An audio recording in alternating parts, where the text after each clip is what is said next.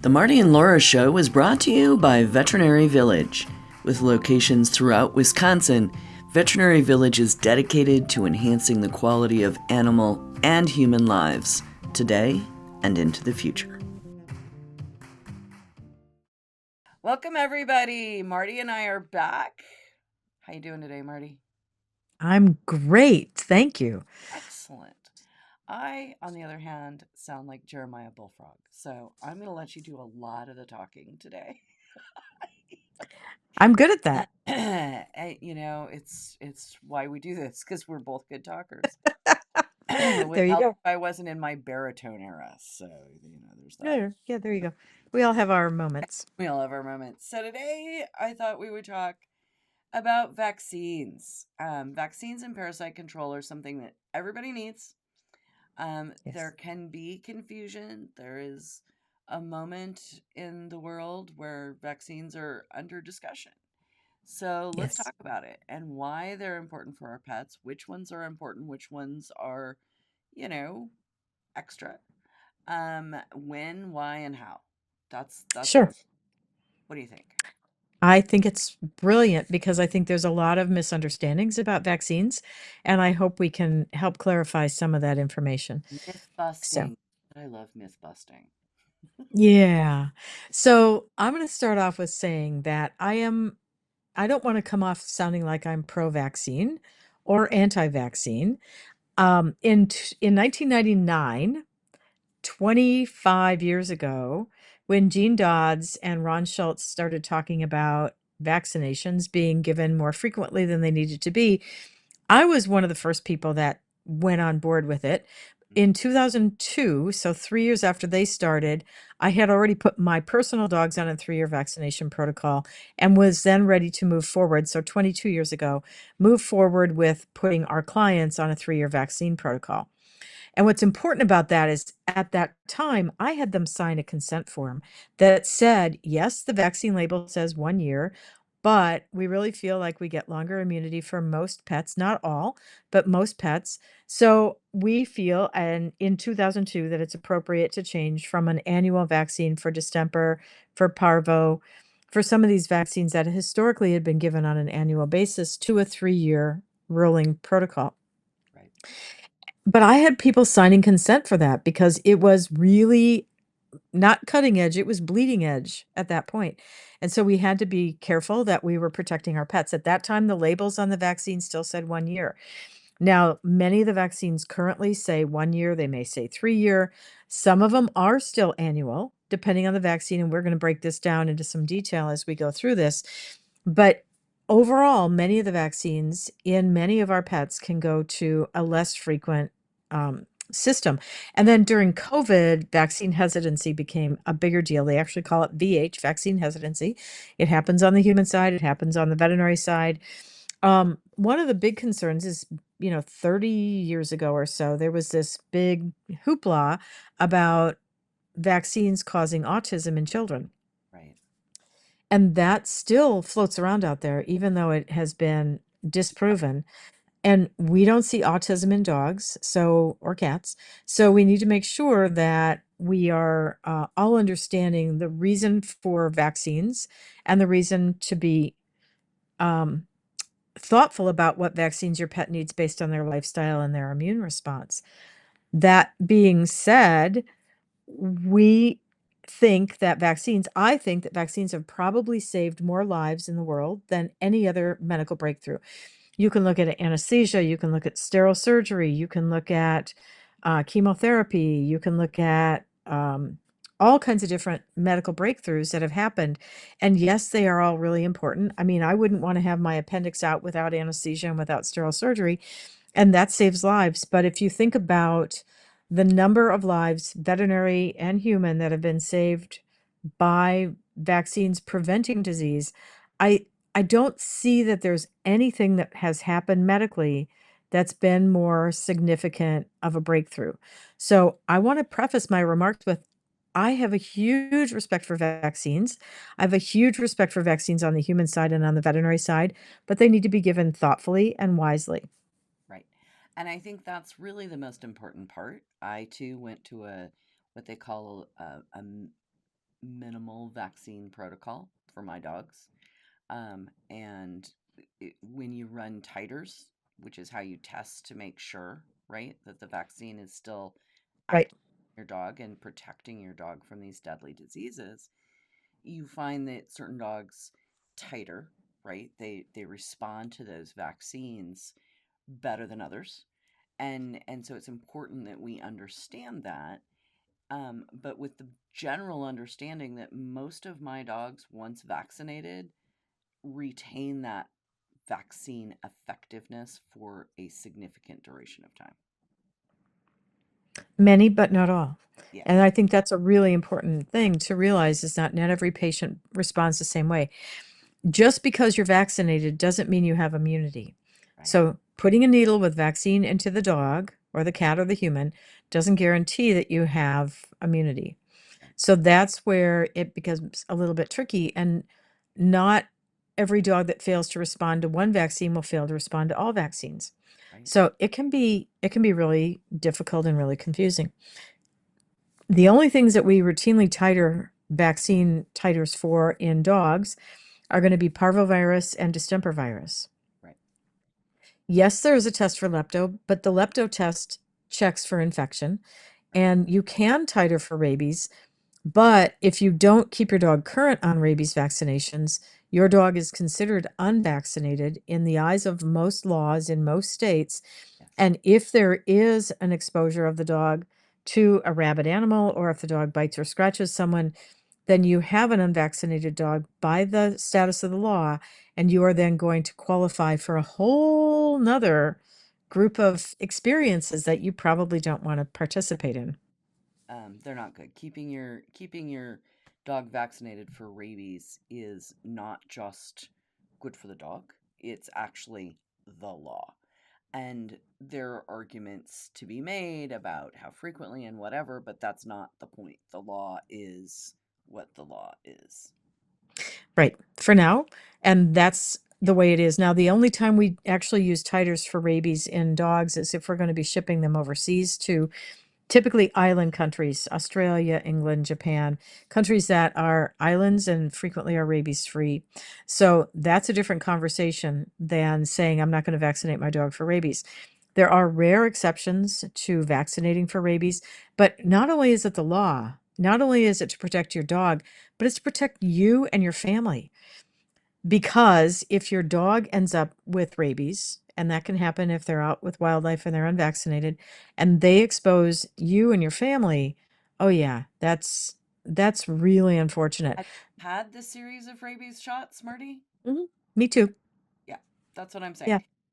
The series of shots is very unpleasant, so we're not going to dive too deep in this, but just No. understand that it really is not great, and it Mm-mm.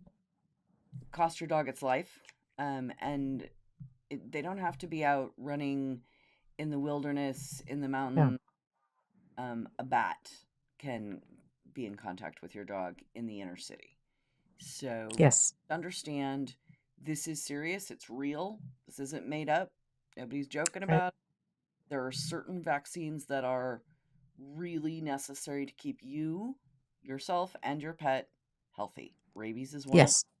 Distemper, hepatitis, are parvovirus, leptospirosis. These are kind of core vaccines, right? Yes. So, one more statement about rabies. Rabies occurs about once a year in the United States to a person who has no known exposure to rabies. That person develops rabies somehow and dies. There have been one person in the world known to have survived rabies. I actually happen to personally know her. She went to high school with my children. I don't recommend it.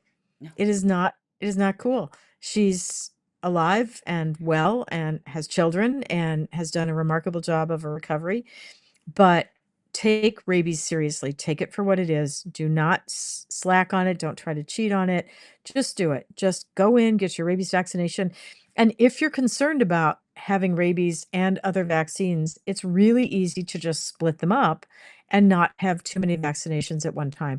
So if you're concerned about it, there are ways that you can work with your veterinary staff to make this really effective. So yes, there are core vaccines and there are non-core vaccines. Core vaccines are the ones that are recommended for everyone. That's rabies, distemper, parvo. Hepatitis and adenovirus are thrown into distemper and parvo, so they're not really core, but you can't buy a vaccine without it. Right. So you're going to get that. And then Lepto has just moved to a core vaccine. In the last year, it has been moved to a core vaccine by AHA and AVMA. No, ACVIM and AVMA. So American College of Veterinary Internal Medicine and AVMA have now recommended that Lepto, which is a bacterial disease, not a viral disease, Hmm. is moved to a core vaccine. Core vaccines are vaccines that every dog should get, Right. and every single puppy needs to be vaccinated at least twice in their lifetime as babies. So there is really no exception to that. Babies will be born without immunity. Puppies are not born with the kind of immunity that human babies are born with. They're born with no immunity. Their immunity comes through the colostrum of their mother. And somewhere between 6 weeks and 18 weeks of age, their immunity drops. The passive immunity that they receive through the colostrum drops off to the point that they can then respond to a vaccine. And that means all dogs need to be vaccinated at least twice for some of these diseases as puppies. And then they usually get boosted at around 15 to 18 months of age. And then they can go on to a 3-year protocol for some of the vaccines after the 15-month vaccination. Right. Rabies can go to 3 years in most communities. You need to check your local statutes. Distemper and parvo can go to 3-year intervals for most patients, but leptospirosis stays at an annual status. Now, other vaccines are lifestyle based. Those are non-core, and that depends on what your dog's lifestyle is. Doggy daycare, dog park, boarding, grooming, dog classes, exposure to your neighbors and your friends' dogs. Those are all things that then are based on lifestyle. Hunting, camping, what does your dog's lifestyle look like? And that can be discussed on an individual basis with your veterinary team, and they can help you make a determination on what vaccines are appropriate because you don't need to have them all for every dog. And not every dog in your life may be the same either. If you have a lap dog and a hunting dog, they're going to have different vaccine protocols. So please don't lump everybody together and assume that everyone gets the same thing. And I want to go back really quickly, Marty, if we could, to talking about the timing of these vaccines and the Mm. ability to put them up. You do not, if you are concerned, unfairly concerned about vaccine reaction, and I'm not talking about vaccines are bad, I'm talking about your dog has some kind of an allergic reaction to some type of vaccine. That happens. I've seen it happen. It's happened to my dog. Hmm. Hmm. Uh, by splitting up, giving your distemper parvo at one time, your leptospirosis at another time, and your rabies at another time separately, separated by how long do you like to have the between the vaccines? I like at least 2 weeks so that their immune system has a chance to respond. It can be longer, but if you do it more frequently, really you're suppressing the immune system, not stimulating the immune system. So again, you need to have conversations with your veterinarian. In our practice, we don't charge for another office visit if you come in and split up the vaccines because I want to encourage our clients to have the opportunity to split their vaccines up so that they can feel like their pet's immune system has had the best chance to respond. And the other thing that's kind of interesting is the vaccine companies tell us that the fewer needle sticks that your pet has, the fewer reactions they have. So, although you can split lepto out, and many people do because lepto historically has been one of the virus or one of the diseases that we've seen more vaccine reactions to, sometimes it's safer to put that in with the distemper and parvo, but split out the Lyme, split out the influenza, split out the rabies, and have all those at different times so that you can have fewer needle sticks for your dog. Because that is what we see from the vaccine companies telling us this. And they have the data. Anytime a dog has a vaccine reaction or a cat has a vaccine reaction and you report it to your veterinarian should report it to either the manufacturer or USDA. Now, I can't promise you that every veterinarian does that. I can promise you in my practice, if there's a vaccine reaction, I report it to the vaccine manufacturer. And oftentimes, if you've had to come back in and have some additional treatment because your dog has had an allergic reaction to the vaccine, oftentimes the vaccine manufacturer will cover the cost of that. So that's a really good reason for your veterinarian to report it is that you can be compensated if you had to go to the emergency clinic or come back into your vet clinic. So remember that. And if you report to USDA, they report to the vaccine company. And if you report to the vaccine company, they report to USDA.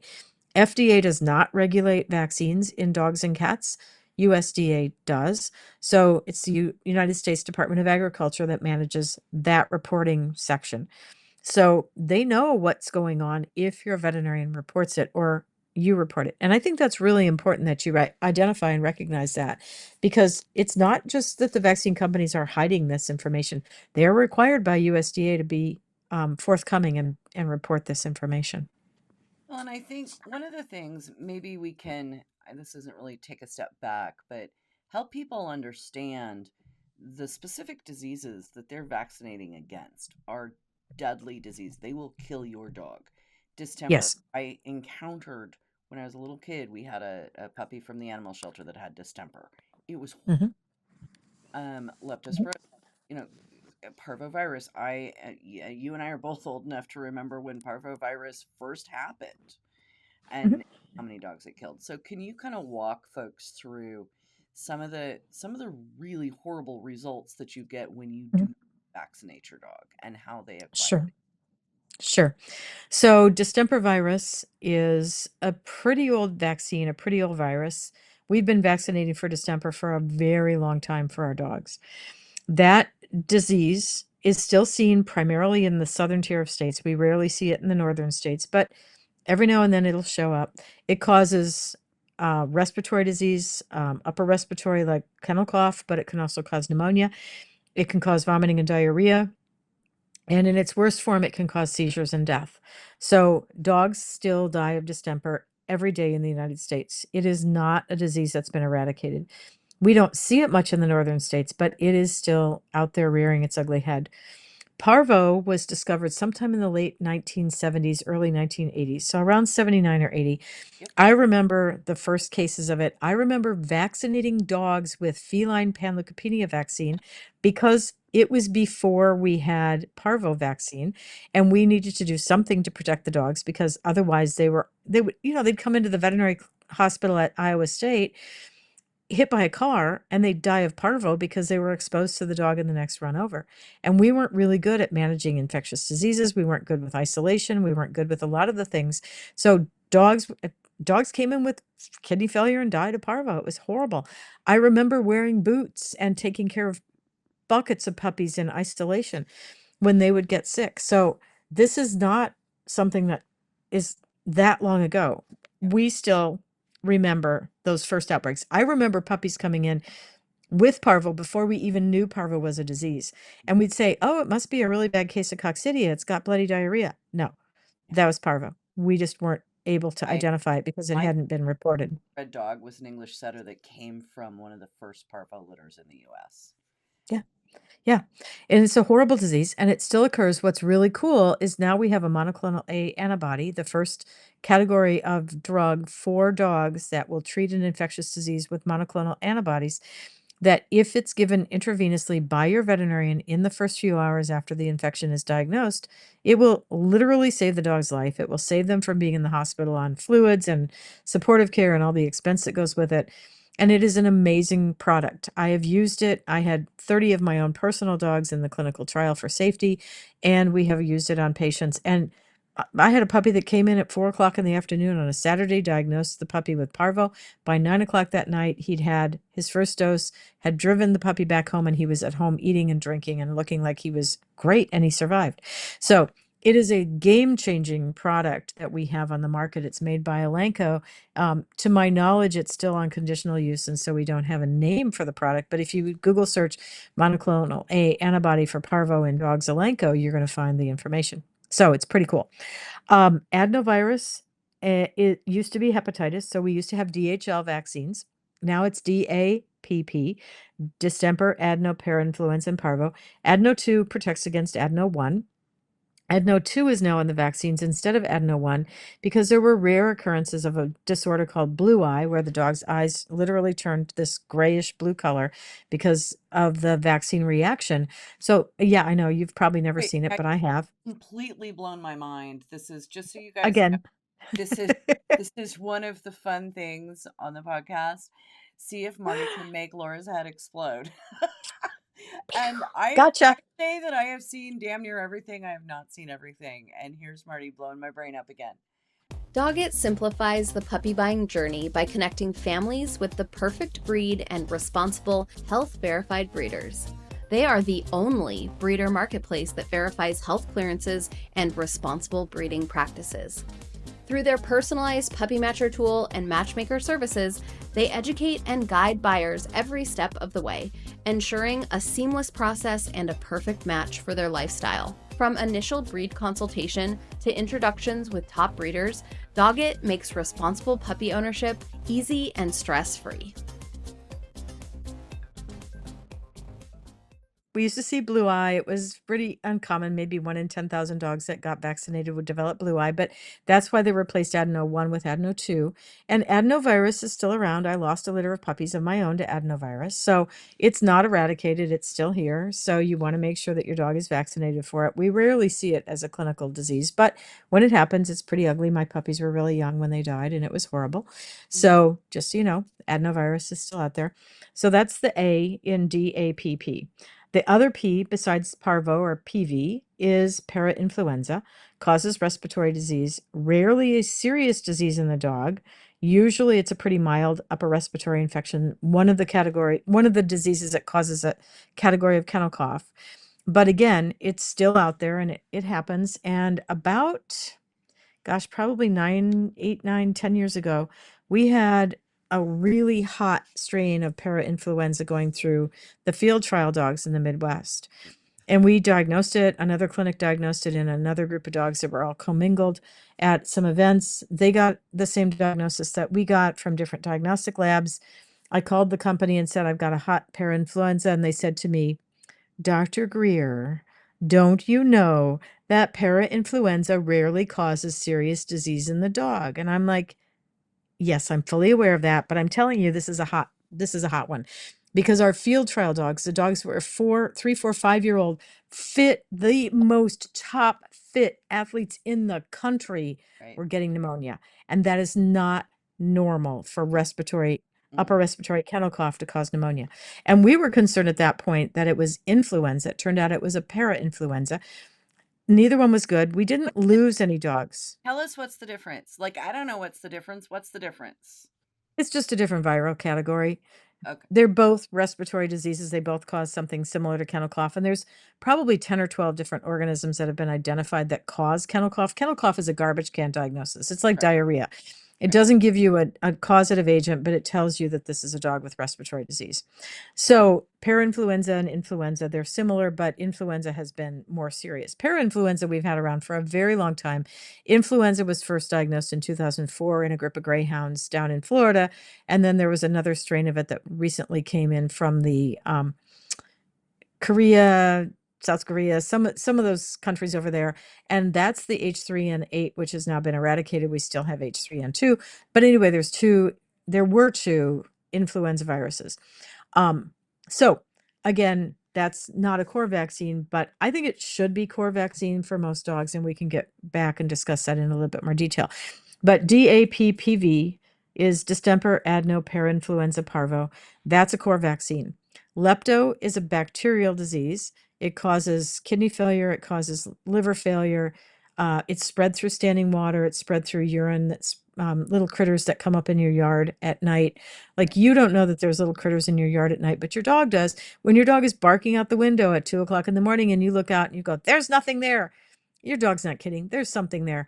There's a little critter out there urinating in the lawn, and the dog can't wait to go out and lick that urine in the morning, roll around in it, and then expose themselves to lepto. So standing water, urine, any of those things can cause lepto. And lepto is a serious disease because it is also contagious to humans. We don't get parvo. We don't get distemper. We don't get adenovirus. We don't get influenza from our dogs. There are other influenzas, but you can get lepto from your dog. So there's a really good reason to vaccinate your dog for lepto because it's still around. Again, a lot of veterinarians were reluctant to vaccinate. We've had a number of people that are unvaccinated. A number of their dogs are unvaccinated because they were concerned about the vaccine reactions. Historically, that's been the one vaccine that causes the most reaction. But in the last 5 years, they've really cleaned up the vaccines. They're a lot less likely to cause those allergic reactions. And because of that and the fact that lepto is now considered to be a re-emerging disease, your dog should probably be vaccinated for it. If you live in the country, you should vaccinate for it. If you live in the city, you should vaccinate for it. Rats in New York City carry it. Possums in your backyard, raccoons in your backyard carry it. If your dog goes down to the pond and licks the water, your dog goes out and rolls around in the grass in the morning after those little creatures have been out there, your dog is exposed to it. So we'd really encourage people to do that vaccine, and that is given annually because we don't get long-lasting immunity from that. So you can give lepto by itself, or you can give lepto with the other. Every 3 years, if your dog is due for distemper also, we'll use the combination vaccine to reduce the number of needles in the dog. But lepto can be given by itself. There are 4 strains that are recommended to be vaccinated against. There are more strains than that, but we only have 4 in the canine vaccine. So Bratislava is one of the organisms that causes leptospirosis Bratislava that we don't have in the vaccine, but there are 4 strains in the most common dog vaccine. So please, please, please, if you haven't vaccinated your dog for lepto in the past, trot into your veterinary clinic the next time you go in and discuss lepto. Don't say, no, I'm not doing that. I really think you need to do some education of yourself. Go online, read some information from American College of Veterinary Internal Medicine. You don't have to be a veterinarian to pull up the article. You don't have to be a veterinarian to read the AVMA stuff. Educate yourself. Go in and have a conversation with your vet about whether lepto is a vaccine you should consider for your dog. They probably should be vaccinated. So that's distemper. Friend that lost a puppy from a litter of Labradors after it went to a new home, because the people in the new home were in an area of the upper Midwest that had flooding. Yep. Flooding, we're having flooding here right now. Flooding is one of the major sources of lepto in areas that don't typically see it. So that's correct. A thing to consider. Okay. Some of the other rando extras, Lyme vaccine that you don't need if you live in Nevada, like stuff like that. Right. Right. The rattlesnake vaccine that you don't need if you live in Boston, right? Like things like that. Right. Any other things like that I'm not thinking of right off the top of my head? Well, I think we should talk about influenza. Like I said, there was 1 strain, then there were 2. Now we're back down to 1 again. Because the last time that the H3N8 was seen was in 2017. So we don't need the bivalent vaccine anymore. But I think most dogs should be vaccinated for it. Even Ron Schultz, rest his soul since he passed away, said all dogs are naive to canine influenza. They've never seen it before. We think that in 2004 it mutated from horses. We're not really sure where it came from in the newer strain. It came over from China, Korea, wherever that stuff came from. But dogs are really, really sick with influenza. It shut down boarding kennels and veterinary clinics in Chicago a few years ago. It hit Minneapolis. It hit the Golden Retriever National a year ago in October. Yep. Dogs came back from the Golden Retriever National that weren't even at the National. Those dogs came back into people's households and kennels. Those dogs got sick, and we know there are dogs that died of canine influenza. It causes hemorrhagic pneumonia. It is a bad, bad, bad disease. So I think influenza for dogs that go anywhere and are around other dogs, dog parks, doggy daycare, groomers, boarding facilities, training classes, any of those events, those dogs should be vaccinated for influenza. I personally think, especially young dogs, should consider that to be a core vaccine. And at this point, it's considered to be an annual vaccine. Most of the time, if you have a virus, it's every 3 years. And if you have a bacterial disease, which is Lyme disease and lepto and bordetella, those have shorter immunity. Those are bacteria. We don't get the long-lasting immunity, but influenza is the exception to that. Although it's a virus, we see shorter-lived immunity, just like in people. Why do you think you get a flu shot every year? For 2 reasons. One is you don't have long-lasting immunity. It just doesn't create that. And number 2 is the vaccine or the virus mutates every year. Every summer, they send people from some big department in the US government over to China and Japan and all those places, and they figure out what strain of influenza and other respiratory diseases we're going to see this year, and they change the vaccine so that we are up to date. So especially people in my age category and up are supposed to get the annual influenza vaccine. Yep. My daughter, who's a nurse practitioner, when she had her first child, said, you will not come and see the baby Yeah. until you're vaccinated for influenza. Well, what do you think a grandma's going to say? Yeah. No, I'm not going to come see the baby. Oh, yeah, there were skid marks on my driveway. Like, I'm going to go get vaccinated because I'm not going to miss a chance to hold this little kid. Right. So I think it's really important that people understand that different vaccines create different kind of immunity, different dogs respond differently. I think those are really important things. I don't want to forget the cats and any other random pets we could think of that need vaccinations. Like, do you vaccinate a ferret? Like, I don't even know. You do. Yeah, we do vaccinate ferrets for distemper, and we do vaccinate ferrets for rabies. You can vaccinate horses for rabies. You can vaccinate sheep and goats for rabies. You can vaccinate other species, cattle. They do make vaccines for those large animals, so we don't want to forget all those guys. If you have skunks that wander through your pasture and your cow sticks her nose down because she's curious about it, she can get bit on the nose. My husband has actually been exposed to a cow that had rabies. It was great. All three of the veterinarians in the practice managed to stick their arm down this cow's throat before they said, "Oh yeah, she probably has rabies." Great, Dan, that's brilliant. Thanks for doing that. Hey, Dr. Dan. Fortunately, all of us were already vaccinated for rabies as veterinary students. So yes, I am vaccinated for rabies. Yes, I have some experience with that. I was last vaccinated in 1980, and I still have a titer that's protective, but Dan did not. So every patient has a different length of immunity. So you cannot assume that everybody's going to respond the same way to vaccine. But again, it proves that women are superior to men because I still have immunity and he doesn't. He failed. So So we knew that there you already. go. Sorry, Yeah. Dr. Woo, Dan. We love you, man. Gotcha, Dan. Uh, Yep. okay, So so cats get, like, what is it? Feline leukemia? I'm not really they good. do. They do. Cats get Okay. feline leukemia. It's a viral disease. That's it. It That's what causes I knew something about a cat. Yeah, yoo-hoo! So it causes cancer. It can cause other diseases in the cat. It's immunosuppressive. And yes, we vaccinate, and all kittens should be vaccinated for leukemia up until they're about 3 years old. Again, that comes from the American Association of Feline Practitioners. We no longer vaccinate for FIV. That vaccine is off the market. It's the other viral disease that we see in cats that causes immunosuppression, but that vaccine has gone away. But FVRCP, which is feline viral rhinocalci and panleukopenia, FVRCP. There's a reason we abbreviate these because Oh my God. that's a mouthful. Yeah, that's a mouthful. That's worse than That dogs, man. is, yeah, it's pretty bad. We should be vaccinating all of our kittens and all of our adult cats for that. This weekend, I worked at our Sun Prairie practice. I had 3 families that came in, 3 families this weekend in 2 days that had adult cats in their house, brought in a new kitten, and the kitten had an upper respiratory because all kittens have upper respiratory. And they had adult cats that were sick. Oh. So I had adult cats. I had one that came in that the whole end of her tongue had ulcerated. I'm like, what? But you knew you were bringing a kitten into the household and you didn't vaccinate?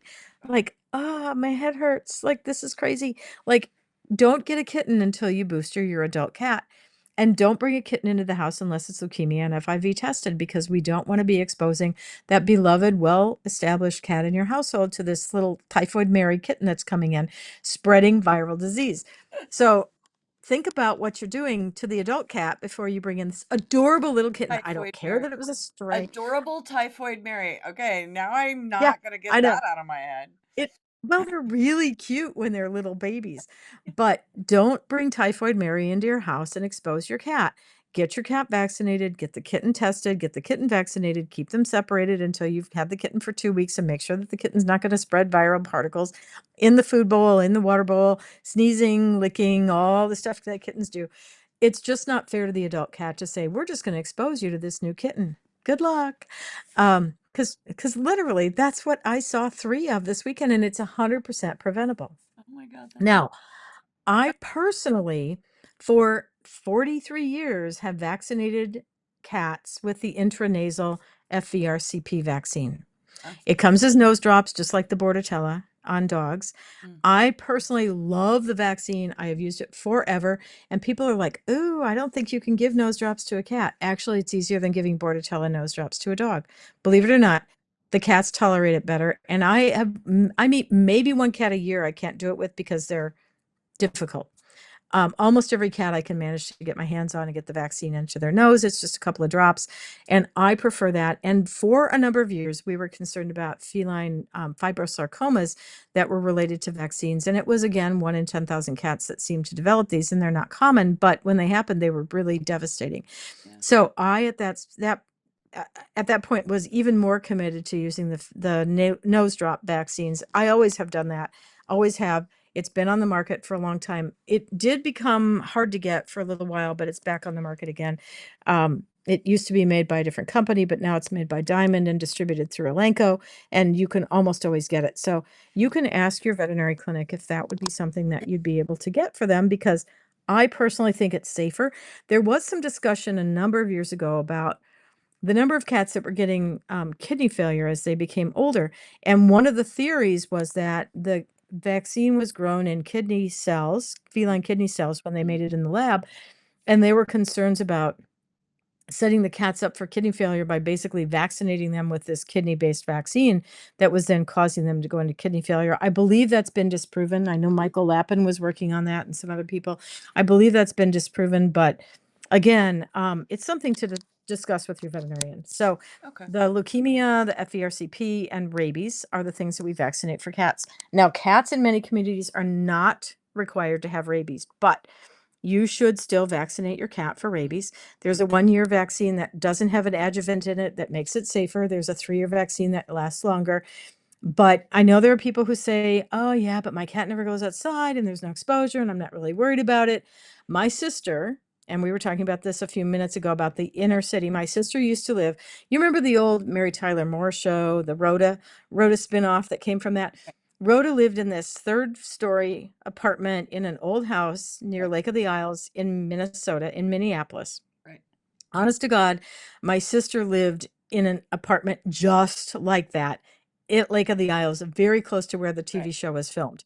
Right. And she called us one night at 11 o'clock at night, hysterical, on the phone. And she's on the phone and she's asking for my husband. And I'm like, what? No, you need to talk to me. And she's literally hysterical. And she's like, there's a bat. There's a bat. I'm like, what are you talking about? She said, there's a bat. There's a bat. I'm like, what? She said, there's a bat in my bathroom. She lives in the Lake of the Isles in Minneapolis, and she has a bat in the bathroom with her 2 cats, thinking that it was the most amazing toy that she'd ever brought home for them. So they're batting it around, and this bat is flopping, and I'm like, okay, we need to figure this out. Yeah. So I said, okay, all right. So I said to her, all right, what are you wearing? She's like, pajamas. It's 11 o'clock at night on a Saturday night, right? She didn't have much of a social life. I said, you need to put on some shoes. Shoes? I said, put on shoes. She's like, why?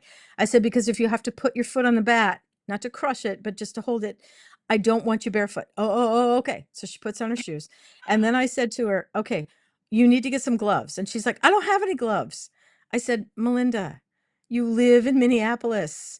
You have gloves. Oh, I thought you meant like exam gloves. No, I mean like winter gloves, like get some gloves. She's like, okay. So I'm trying to basically protect her from this bat because she needed to go get it away from the cats, like lock up the cats, get the bat and, get it held and get it tested so that you are not exposing yourself. You don't have to have latex gloves on, honey. You need to have something to keep the bat off of your hands. Because the little girl who I mentioned earlier, that was the only person who's ever recovered from rabies, actually had picked up a bat in church during mass, held it in her hand, and carried the bat outside because it was trapped in the church. And so that was her exposure, was a bite on her hand. And of course, that happened after my sister's descent. But anyway, I digress. Anyway, you need to vaccinate your cat for rabies. I don't care if they're 100% in the house. I don't care that you live in the city. Bats I can don't care come what your cell lifestyle free. is. Got it. Bats come in your house. And in the same apartment, about 6 months later, my sister was doing her laundry, my same sister, in the same house, in the same apartment, in the basement. And she was taking the laundry out of her washing machine and looked in and she thought, I didn't put any black socks in my wash. And she pulled out, yes, another bat. So bats happen in people's houses. My in-laws just had, my daughter's in-laws just had a bat in their house this week. So bats come into houses, bats fly around, and they're going to expose your pets because, like I said, the cats thought this was like the best toy ever. Mm-hmm. It flopped around, it kept squeaking, it did all this stuff. So cats are going to be exposed even in your house in those settings. So Don't take chances on it. Get your cat vaccinated for rabies. Please, please, please do this for your own protection and for the protection of your cats. Because if your dog or your cat has an exposure to a wild animal like a bat, the state has the authority to quarantine your dog or your cat for up to 6 months at your expense, sometimes in facilities that are not your home, and you have to write a big check for that. Just vaccinate, folks. It's so safe, and there is a non-adjuvanted annual vaccine for cats. Just vaccinate your cat. Really, it's not All of it. it's $30. Like, do it. Crazy. Okay. All right. Well, we were going to add parasite control to our Oh yeah. vaccine conversation, We're but not today. long today. I have the Jeremiah Bullfrog voice, and Marty's been working all weekend, so we're gonna get to parasite control next week. It's gonna be just as much fun as bats in your belfry, I promise. Oh, maybe even better because I Maybe. really love parasites. Oh, she does. Oh, she. Yeah. But we should probably still talk about Bordetella and Oh, Lyme, yes. even though we mentioned it. Okay. Rattlesnake Definitely vaccine Bordetella. is, yeah, rattlesnake vaccine's a toxoid, rarely needed to be used. It's only in really southern states where your dogs are out hunting. Bordetella, there's a 3-way Bordetella vaccine. There's an intranasal that has 3-way in it. It's Bordetella, parainfluenza, and adenovirus. I personally think that the nose drop vaccine is far more effective than the oral. It's harder to give, but it's more effective than the oral. There's also an injectable. Again, I don't think it's as effective. And because those are vaccines that are given intranasally, they don't cause a systemic effect. You get IgA as the response to the vaccine. So it can be given, I consider it basically a non-vaccine when I'm vaccinating for a lot of other things, because it really doesn't cause a systemic effect. So please feel free to go ahead and do that. Some places require twice a year. If you're going to a lot of events, you may want to do that twice a year. Lyme disease, right. So listen to your groomer, listen to your boarding facility, whatever they require, just comply. It's really easy and it's not expensive. Lyme vaccine really depends on where you live. If you live in the Northeast, where they have like Lyme, Connecticut, and all those those eastern states, Massachusetts, and all that stuff, where Lyme is, vaccinate. Well, all those little tiny states that all run together, they're all like versus just the kind of packed in flyover there. states. Yeah, versus the flyover states like Wisconsin and Minnesota. Like, And oh, God's is that a country state? out here on the West Coast. Yeah, Okay, good. Just so right, we're clear. right. So those are diseases spread by deer ticks, but again, ticks are moving. They're being found in more states. We're seeing a wider array. If you want to look at your neighborhood, I mean, literally, you can drill down to your zip code. You can go onto the CAPC-Vet website. That's Companion Animal Parasite Council Vet, CAPCvet.org. Put in your zip code, put in the disease you want to look for, whether it's feline leukemia or Lyme disease or whatever. And you can look at what diagnoses have been made in your neighborhood for some of these diseases and decide if your pet is at a great enough risk that your veterinarian is not just trying to over-vaccinate your dog, trying to sell you a package of vaccine that you don't need. Look it up, do the research, do your homework, go in, like print off the map and go in and say, so I live here, should I be concerned? We will have the link to that in the show notes, y'all. Absolutely. So really pay attention. Now, Lyme vaccine only protects against Lyme disease. It doesn't protect against anaplasmosis, Ehrlichia, Rocky Mountain spotted fever, all the other tick-borne diseases. Yeah. So you still want to use your parasite control. But if you live in the states, Minnesota, Wisconsin, some of the surrounding states, and on the East Coast, where those tiny states are, I don't even remember the difference between New Hampshire and New Jersey. They're so little, I can't remember which is which. New Hampshire's far away from New Jersey. New Jersey's down by New York. I know that. I was born in New Hampshire. I'm just saying. But they're all packed in there, So New Hampshire's not as big as my county. I'm just saying. Well, that's a different conversation. Yes, tick control, very important. We're going to do all the parasite control next week. I promise, when I don't sound like Jeremiah Bullfrog. Marty, thank you. It's so good to see you. Happy Isn't New it Year. fun to talk about vaccine? It is. I love it. I love talking about all the things, and I have my brain blown up. See, I can't even, like, my eyes are starting to cross. And I sound beautiful.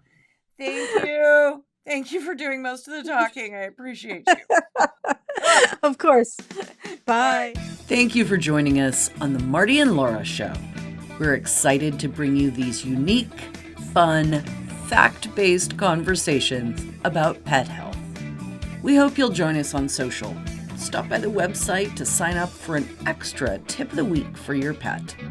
While you're at it, do us a favor, please, and leave a review wherever you find your podcasts. The Marty and Laura Show is produced by Pure Dog Talk, Inc., sound design and editing by Premium Audio Services.